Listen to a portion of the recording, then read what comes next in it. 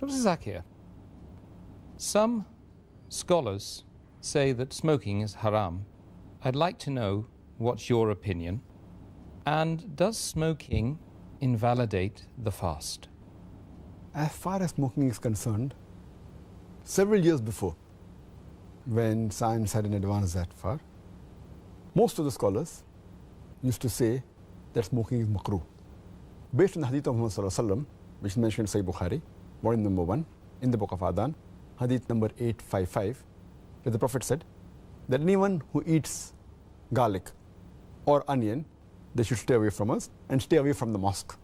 Prophet said that, don't come to the mosque after having garlic or onion because there's bad breath. When you are smoking, the breath is worse than onion or garlic. So based on this hadith, therefore garlic and onion doesn't become haram, it was makruh. So based on this hadith, scholars give the fatwa that smoking is makruh.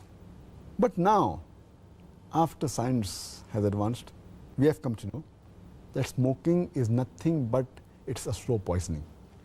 Tobacco in any form, whether in smoking, cigarettes, whether bidi, whether tobacco in hookah, whether chewing tobacco, all forms of tobacco contain nicotine and tar. And we know it's nothing but slow poisoning. That is the reason most of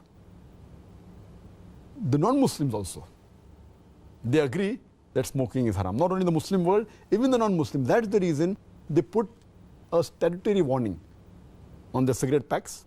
They put a statutory warning saying cigarette smoking is injurious to health. Or in some countries, it mentioned general surgeon's warning or surgeon general's warning. Smoking is injurious to health. And anyone gives the ad, whether in newspaper, in the magazine or television, it is compulsory that they have to highlight the statement, smoking is injurious to health. So I'm not talking about the Muslim world, even the non-Muslim world agrees that smoking is nothing but slow poisoning. And today, according to statistics, the World Health Organization says that every year more than 4 million people die only because of smoking. And if you count the other forms of tobacco, it will be much more. And today medical science tells us, and even I had learned when I was doing my medicine in the medical college, that more than 90% of the lung cancer deaths are only due to smoking, whether cigarette or bidi or whatever it is. 25% of the cardiovascular deaths are only because of smoking. 70 to 75% of bronchitis and related deaths are only because of smoking. Smoking is nothing but slow poisoning. It blackens your lips, blackens your gums, your fingertips, it damages your lips, it damages your esophagus, it damages your stomach, and it can cause constipation, it can cause loss of appetite, it can cause loss of libido, your sexual power gets suppressed, it can cause immunity to the drugs you take, and it reduces the defense of your body. And you can only give a talk on why smoking is haram, and I've given a talk on dietary laws in Islam, and I've covered this topic in detail. Time doesn't permit me here. But based on all these various research, there are today more than 400 fatwas. The majority of the scholars, they agree that smoking is haram, and all form of tobacco is haram. There may be certain scholars of certain countries, including this country where I come from, India, they say it is makruh yet.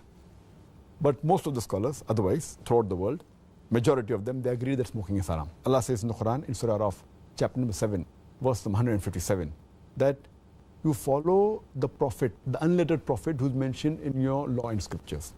And further it says that this prophet asks you to do things which are good for you, tayyib for you. So take what he gives it to you, what is lawful and good. And he prohibits things which are khabith, things which are unlawful, things which are bad for you. So what a prophet gives, what he gives you which is good, take, and he prohibits you things which are khabith, unlawful, you have to abstain from it. This is the law. And Allah says in the Quran in Surah Baqarah chapter number 2, verse number 195, make not your own hands the cause of your own destruction, indicating that do not kill your own self. Because smoking is nothing but slow poisoning, it comes under this category, something like suicide. Slow poisoning, every puff you take, you reduce your life. So based on this, there are more than 400 fatwas saying that smoking is haram. And furthermore, this is one of the major reasons why it's haram. Furthermore, Allah says in the Quran, in Surah Araf, chapter number 7, verse number 31, eat and drink, but do not be extravagant. Allah says in Surah Isra, chapter number 17, verse number 27, that do not be extravagant, do not be a spendthrift. For verily, a person who is a spendthrift is a brother of the Satan, is a brother of the devil. And we know that when we smoke, it's nothing but extravagance. It's nothing but taking a pound note or a few pounds, or taking a dollar note, the green dollar bill, or a pound, and lighting up with fire. When we smoke, when we light the cigarette, it's nothing but burning money, whether it be rupees, whether it be dollars, whether it be pounds, whether it be riyals. It's nothing but extravagance, which is haram in Islam. And you can give a list of reasons why it's haram. But just to cut it short, one more reason, that you cannot harm your own neighbor. You cannot harm your own brother. And in smoking, when you exhale out the smoke, it causes more damage to your neighbor. Passive smoking is more dangerous than active smoking. When the person who smokes, when he exhales out, if the person who's a neighbor inhales the smoke, it causes more damage to him than the person who smokes. That's the reason many countries like Singapore, etc., they've banned smoking in public places. In your personal house, you can do it. In public places, in government places, smoking has been banned. So based on this, it's haram. So smoking is haram.